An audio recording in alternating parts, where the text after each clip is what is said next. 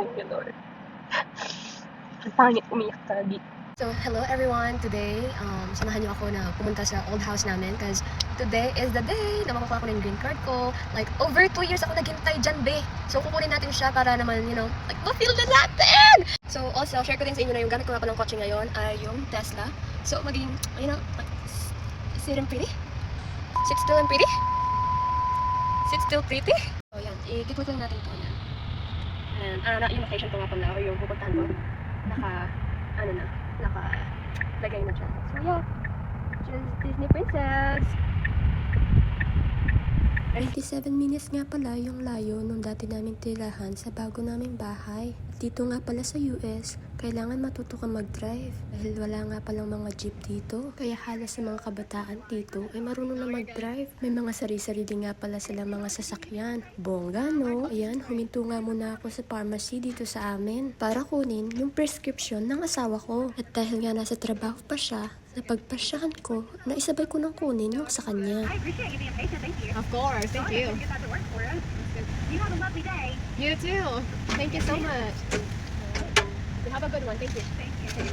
Agad na nga pala akong pumunta sa dati naming bahay. Grabe nga pala yung mga bahay dito, ang lalaki. Kung mapapansin nyo, wala nga palang mga taong nakalabas dito. Ay, nakakamiss din pala yung mga chismosa sa Pinas. Ito nga pala yung dati naming tinitirahan. At hanggang ngayon ngay, wala pang bumibili. Meron nga pala itong 6 na kwarto at 3 banyo. Grabe, sobrang payapa dito. Ipapakita ko rin nga pala sa inyo yung bago naming bahay. Gagawa ako ng panibagong video para naman ma-house tour ko kayo. Inuha ko na nga muna pala yung ozone purifier dito sa aming bahay. Pagkatapos, sinara ko na yung garage door namin. Grabe, napakaganda talaga. Agad naman ako pumunta sa mailbox namin. Lahat nga pala ng mga bahay dito may mailbox. Ayan, binlurred ko muna. Baka kasi makita yung information namin So yun guys, kuha ko na siya. So, open na natin. So, hinintay ko talaga siya ng sobrang tagal. I have like lots of friends here in the US na meron like halos kasabayan ko lang siyang dumating. And mabilis din nakuha sa kanya. And also like one of my ates here, like Ate Mika, nakuha niya yung sa kanya after just 1 month I think, if I'm not mistaken.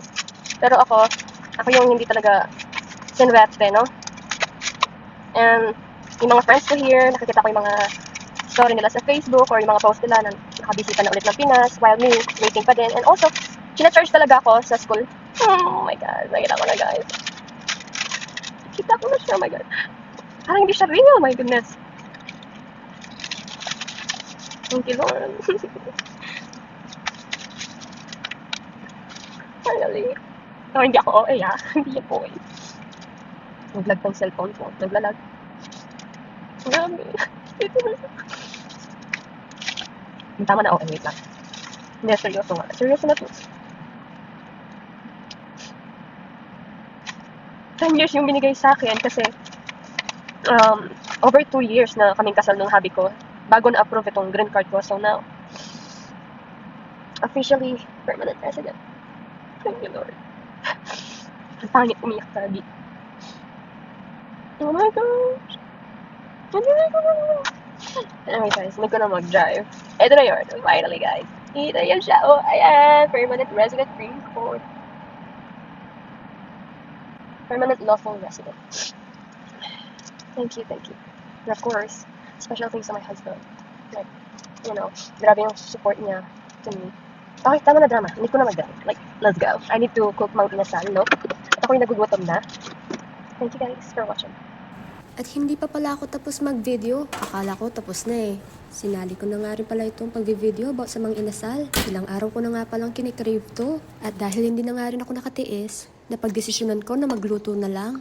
Unang beses ko nga pala itong niluto. Gumawa na nga rin pala ako ng sarili kong chicken oil. Hindi kompleto ang mga inasal kung walang chicken oil.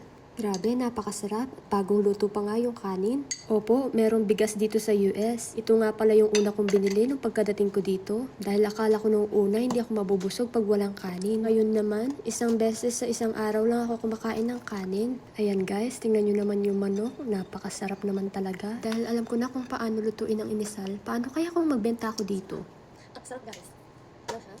Pag nandito ka talaga sa US, hindi mo maiwasang mag-isip kung anong klaseng business yung gagawin mo. Pero sa ngayon, kailangan ko muna mag-focus sa study ko. Hinar nga pala ako ng teacher ko para maging tutor, para maturuan ko yung ibang mga estudyante about sa anatomy and physiology. Follow for part 2.